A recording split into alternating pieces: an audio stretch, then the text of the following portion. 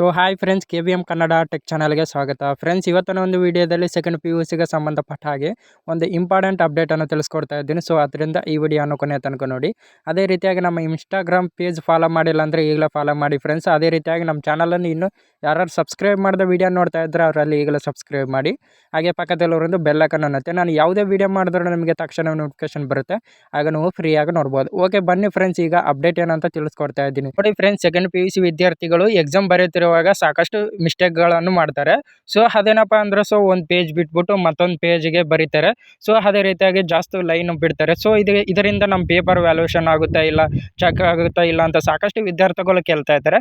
So ಅದರಿಂದ ಈ ವಿಡಿಯೋದಲ್ಲಿ ನಾನು ಸಂಪೂರ್ಣವಾಗಿ ತಿಳಿಸ್ಕೊಡ್ತಾ ಇದ್ದೀನಿ. ನೋಡಿ ಫ್ರೆಂಡ್ಸ್, ಮೊದಲನೇದಾಗಿ ನೀವು ಸಾಕಷ್ಟು ವಿದ್ಯಾರ್ಥಿಗಳು ಏನು ಮಾಡ್ತಾರೆ ಅಂದರೆ ಒಂದು ಅಂಕ ಅಥವಾ 2 ಅಂಕ ಕ್ವಶನ್ ಬರೋದಿಲ್ಲ. ಸೊ ಅವರು ಆ ಪೇಜನ್ನು ಬಿಟ್ಟು ಮತ್ತೊಂದು ಪೇಜ್ನಲ್ಲಿ ಬರೀತಾರೆ. ಅಂದರೆ ಹಿಂದೆಗಡೆ ಇರುವ ಪೇಜನ್ನು ಖಾಲಿಯಾಗಿ ಬಿಟ್ಟಿರ್ತಾರೆ. ಸೊ ಆಗ ವಿದ್ಯಾರ್ಥಿಗಳಿಗೆ ಡೌಟ್ ಏನಪ್ಪ ಅಂದರೆ ಮರೆತು ಬಂದಿರ್ತಾರೆ. ಸೊ ಕೊನೆಯದಾಗಿ ಬರಿಬೇಕಂತ ಇರ್ತಾರೆ. ಸೊ ಆದರೂ ಮರೆತು ಬಂದಿರ್ತಾರೆ. ಸೊ ಆಗ ವಿದ್ಯಾರ್ಥಿಗಳಿಗೆ ಗೊಂದಲ ಏನಪ್ಪ ಅಂದರೆ ವ್ಯಾಲ್ಯೂಯೇಷನ್ ಆಗುತ್ತಾ ಇಲ್ಲ ಅಂತ ಕೇಳ್ತಾ ಇದ್ರು.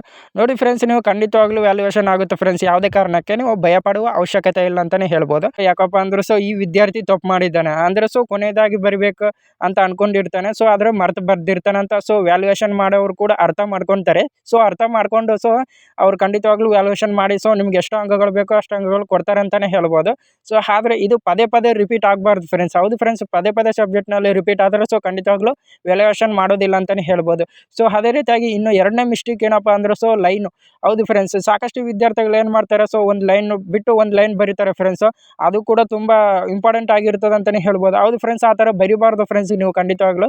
ನೀವು ಖಂಡಿತವಾಗ್ಲೂ ಲೈನ್ ಬೈ ಲೈನ್ ಬರಿಬೇಕು ಫ್ರೆಂಡ್ಸ್. ಯಾಕಪ್ಪ ಅಂದ್ರೆ ಅಲ್ಲಿ ಆನ್ಸರ್ ಲೈನ್ ಬೈ ಲೈನ್ ಅಂಕಗಳು ಕೊಡ್ತಾರೆ. ಸೊ ಆಗ ನಿಮಗೆ ಪಾಸ್ ಮಾಡೋಕ್ಕೆ ಚಾನ್ಸ್ ಇರುತ್ತೆ ಅಂತಲೇ ಹೇಳ್ಬೋದು. ಹೌದು ಫ್ರೆಂಡ್ಸ್, ಒಂದು ಲೈನ್ ಬಿಟ್ಟು ಒಂದು ಲೈನ್ ಬರೆದ್ರೆ ನಿಮಗೆ ಅಂಕಗಳು ಕೊಡೋದಿಲ್ಲ. ಸೊ ಅಲ್ಲೇ ನಿಮಗೆ ಫೇಲ್ ಮಾಡ್ತಾರೆ ಅಂತಲೇ ಹೇಳ್ಬೋದು.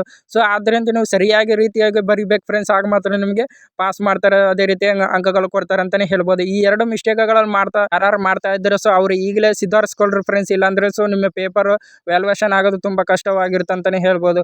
ಓಕೆ ಫ್ರೆಂಡ್ಸ್, ಈ ವಿಡಿಯೋದಲ್ಲಿ ಇದೊಂದು ಅಪ್ಡೇಟ್ ಆಗಿತ್ತು. ಇದೇ ಥರ ಅಪ್ಡೇಟ್ ಬೇಕಂದ್ರೆ ನಮ್ಮ ಚಾನಲನ್ನು ಇನ್ನೂ ಯಾರು ಸಬ್ಸ್ಕ್ರೈಬ್ ಮಾಡಿದ ವಿಡಿಯೋ ನೋಡ್ತಾ ಇದ್ದಾರೆ ಅವರಲ್ಲಿ ಈಗಲೂ ಸಬ್ಸ್ಕ್ರೈಬ್ ಮಾಡಿ.